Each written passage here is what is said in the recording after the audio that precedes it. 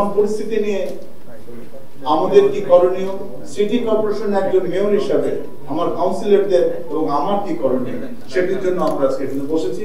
এবং যেহেতু এটা একটা লোকাল গভর্নমেন্ট, আমরা সেন্ট্রাল গভর্নমেন্টকে আমরা পুরা লিখিত একটা দিব।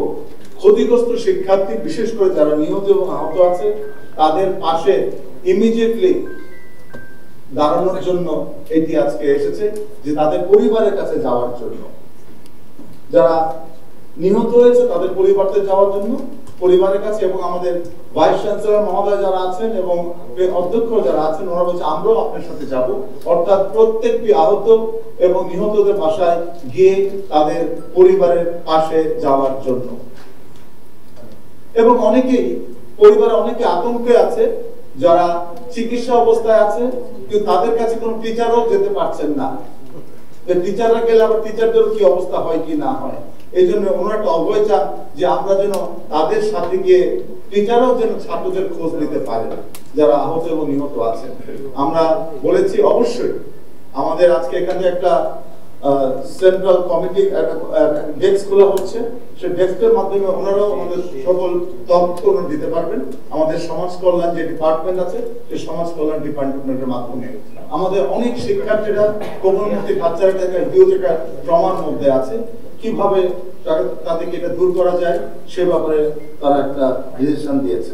ক্ষতিগ্রস্ত শিক্ষার্থীরা যারা তারা চিকিৎসা সহায়তা প্রদানের জন্য আর্থিক সহায়তা চেয়েছেন। অনেক ছাত্রছাত্রীরাই তারা আহত অবস্থায় আছেন, তাদের কাছে চিকিৎসার টাকা নেই। আমরা বলেছি, মাননীয় প্রধানমন্ত্রী বলেছেন, এবং আপনারা আমাদের কাছে চান অ্যাড্রেস দিয়ে আমরা সেটা পুরোপুরি আহত চিকিৎসাদের পাশে সিটি কর্পোরেশন থাকবে, এটি আমি বলতে চাই।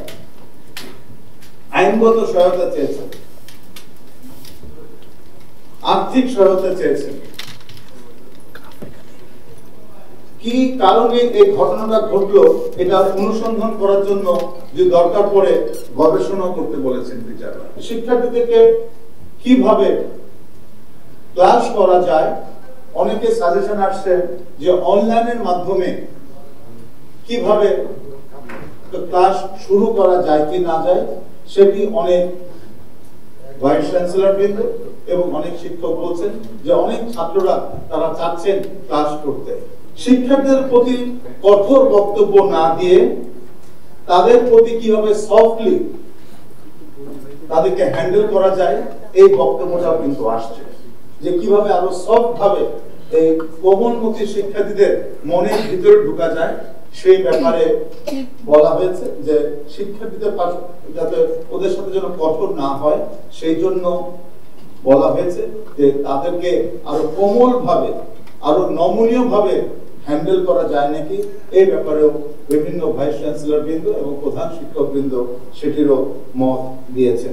আমরা যদি তাদের সাথে অনলাইনে হোক, আমরা এখন ফিজিক্যালি চাচ্ছি না, অ্যাটলিস্ট অনলাইন যদি আমরা ক্লাস নিতে পারি, কারণ ছাত্র আমার এন্ড অফ দ্য ডে কিন্তু আমাকেই দায়িত্ব নিতে হবে। আমি একজন অভিভাবক হিসাবে, আমি একজন বিশ্ববিদ্যালয়ের কর্মকর্তা হিসাবে বা কর্মচারী হিসাবে বা বিশ্ববিদ্যালয়ের অভিভাবক হিসাবে আমাকেই দায়িত্ব নিতে হবে।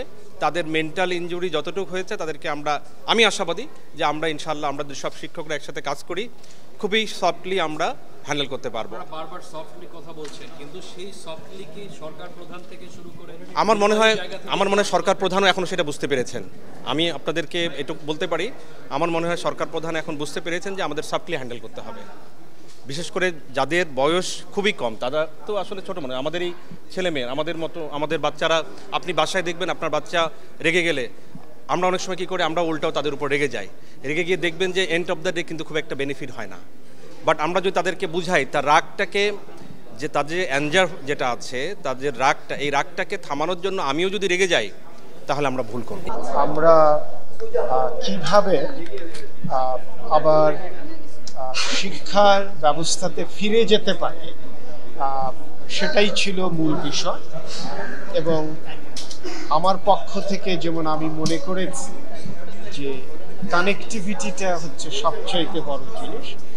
ছাত্র শিক্ষার্থীদের সাথে আমাদের যোগাযোগটা বাড়াতে এবং প্রয়োজন বোধে যারা অভিভাবক আছে তাদের সাথেও আমাদের যোগাযোগটা বাড়াতে হবে। এটা গেল বিশ্ববিদ্যালয়ের মাঝে।